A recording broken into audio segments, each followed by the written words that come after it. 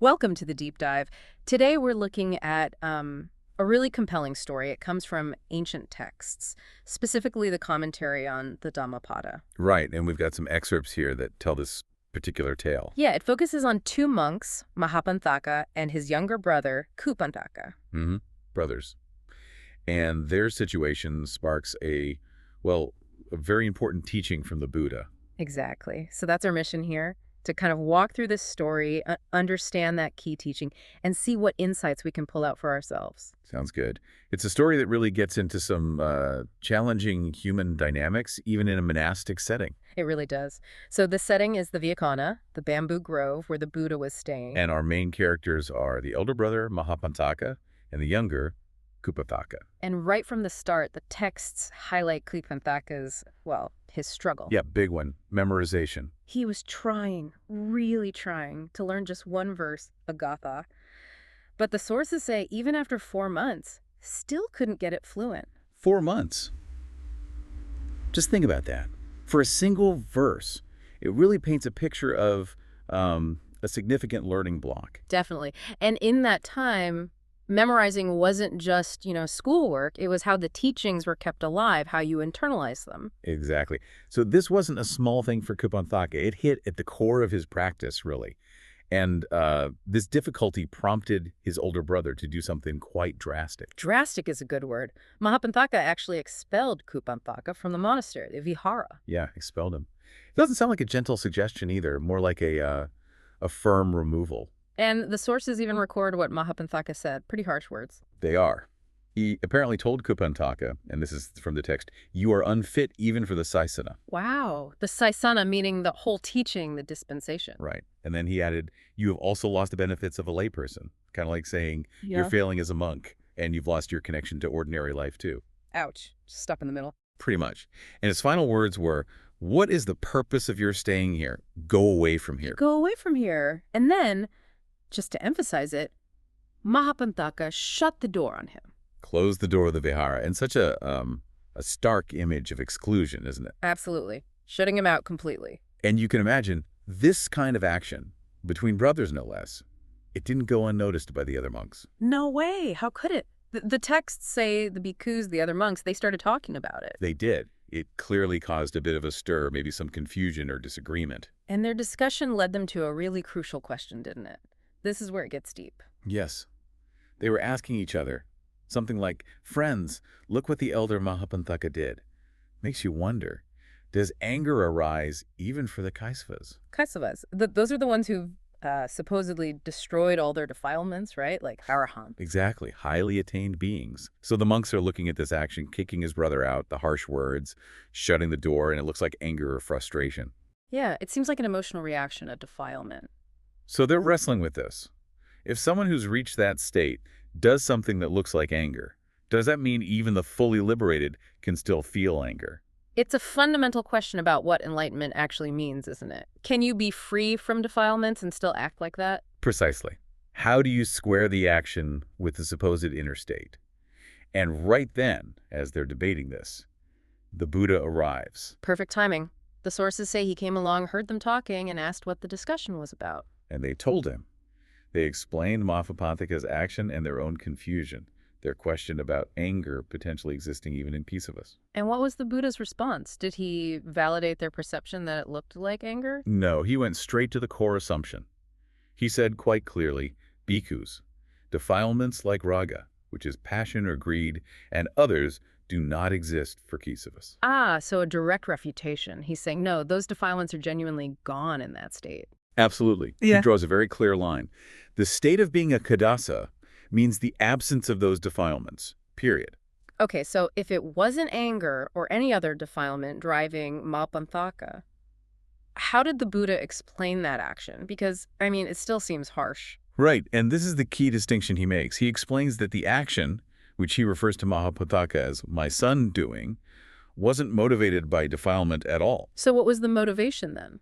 He said it was done because of having purpose in the front. The poli is Athapurakārakāya. Yeah. And having Dharma in the front, Dhammapurakārakāya. Purpose and Dharma in the front. That changes everything, doesn't it? It completely reframes it. It suggests the motivation wasn't personal feeling, not annoyance or anger, but was based on a principle. based on what Mahāpanthaka saw as necessary according to the Dharma, the teaching itself. Exactly. Even if the action itself looks severe from an outside perspective, it's presented as a decision rooted in objective principle or a perceived higher purpose, not subjective emotion. A difficult, principled action rather than an emotional outburst. That's the interpretation offered. And right after making this clarification, the Buddha delivered a specific verse, a gatha, to really hammer home the point about who is truly free from defilements. Ah, okay. The defining teaching that arose from this whole situation. What was the verse? It's Gatha 287. He said, Yasarago kadoso kamano mako patito sasapuriva araga tamaha brumi brahmanchanti. Okay, let's break that down. The commentary helps here, right? Yes, it does. It Okay. explains the terms. Yeah. So we have raga, passion, greed, dosa, hate, aversion, mana, conceit, and then maka. Maka. That one's less common. What does the source say it means? It defines maka specifically as being characterized by disparagement of others' good qualities. It's that act of, denying or minimizing the good you see in someone else. Jealousy, maybe, or begrudging their virtues. Got it. So greed, hate, conceit, and this disparagement of others' good qualities. Those are the defilements listed. And then comes this incredibly vivid simile. The mustard seed one. That's the one. It says these defilements are petito, dropped away, fallen off like a mustard seed from the tip of an awl. Sasapovya araga. And all, like a sharp pointed tool. Exactly. Imagine trying to balance a tiny round mustard seed on the very sharp point of an awl. Impossible. It would just fall right off. Right. And the commentary explains the simile means these defilements do not stand in the mind, sitena santihanti, of such a person. They find no place to rest, no purchase. Wow. That's powerful. Not just that they don't act on them, but the states themselves can't even arise or take hold in the mind, like they just slide off. It describes a fundamental shift in the mental landscape, a genuine freedom from the presence of these states. And the verse concludes. It concludes, him I call a Brahman, tamaha brumi brahmatanti. So that's the definition of a true Brahmin in this context. Not caste, not birth, but someone whose mind is free from these specific things. Greed, hate, conceit, disparagement to the point they just fall away like a mustard seed from an awl's tip. Precisely. It connects directly back to the monk's question.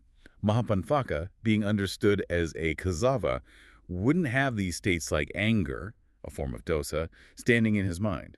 Therefore, his action must have stemmed from something else. Which the Buddha identified as purpose and Dharma.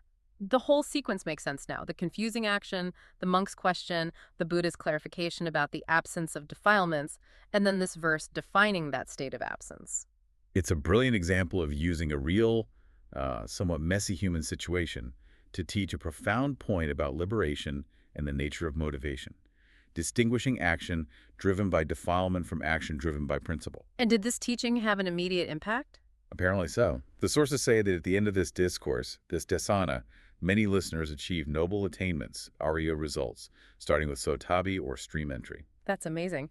So a really difficult moment between two brothers becomes the catalyst for a teaching that helps many others find their own path to liberation. It really shows how these teachings aren't just abstract ideas, but responses to and tools for navigating the complexities of human life and the path itself. So thinking about this deep dive, what does this all mean for you listening now? Well, first, you get this very specific definition of spiritual nobility being a Brahma in this sense. It's not about externals. It's about an inner state, specifically freedom from greed, hate, conceit, and that tendency to put down others' good qualities. And second, there's this challenging idea presented. An action can look harsh, it can feel harsh, but according to this teaching, it might stem from principle, from purpose and dharma, rather than from negative emotion or defilement. Which really prompts a question for us, doesn't it?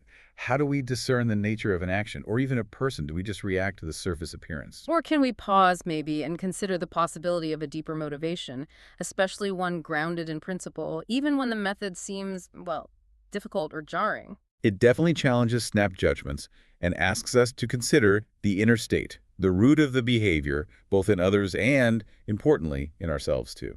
That image of the mustard seed, defilements, just not finding any ground to stand on in the mind. Raga, dosa, mana, maka, just falling away. Imagine what that would actually feel like day to day, to be free from the pull of greed, the heat of anger, the puffiness of conceit, the bitterness of disparaging others.